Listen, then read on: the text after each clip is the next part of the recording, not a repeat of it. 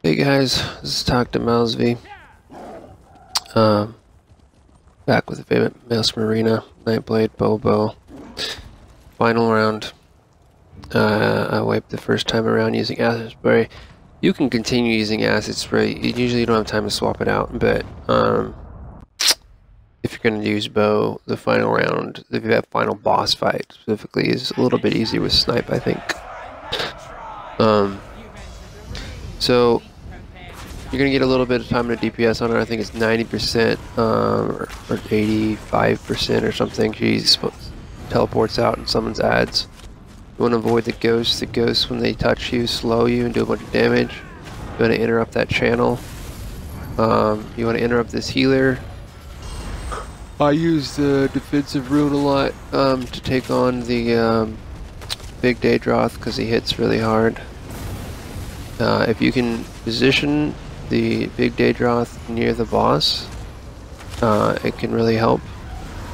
I use Bolstering Darkness here as well. If I'd used that Incap, I would have been able to kill that thing a lot faster, but there's a lot more risk of dying. Incap would have made the whole next stage, though, considerably easier. I'm gonna grab the Sigil of Power before I go up. You don't need to. I'm just doing it because my healing isn't very strong. Now up here, a lot of people find it easier. You need to kill the crystals. The red AoE circles stun you and hurt you. The boss shoots out of like a crystal frag type thing every now and again that stuns you and hurts you. This little wall, you need to stay behind until it explodes. You can actually hear the music queuing up on it before it'll explode, and it'll speed up as the round goes. It's a lot easier to dodge those things. As you can see, I'm taking a ton of damage. Just going to try to burn this crystal, then stay behind the wall, and get to this last crystal. A lot of people find it easier to go down and to kill another Daedroth, because there's going to be a Daedroth down. I don't. Personally, I found it considerably easier just to stay up and kill all crystals than to try to go down and take on another Daedroth. Once you get to this part, this is the easy part. It's just mechanics. There's only two things that can go wrong. Number one, you just don't have enough DPS to burn the boss before you get overwhelmed by handling the mechanics. Number two, you don't have enough regen to handle the mechanics. But basically, there's always going to be gold ghosts. There'll be plenty of gold ghosts to kill the Daedroth when it spawns. You want to kill the necromancers that are walking to the center every time they come out.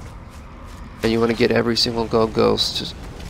If you don't get a gold ghost, it makes it a lot harder because you need to, that's an ideal situation. That was by positioning yourself that I could get my Endless Hail on all of them and burn the Daedroth. But if you don't get the gold ghost, you'll end up needing to use a power-up or an ult, probably to take care of the Daedroth and the boss. I mean, theoretically, you can do it without it. As lots of people can do it without it, but this is more for, you know, your average player. If you don't get the gold ghost, you're going to need to use a power-up or an ult.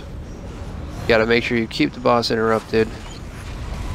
That's the biggest risk of not getting gold ghost right there, where he has a gold ghost spawn right behind him, or he blinks to a point where a gold ghost is about to spawn and you have to run across the room.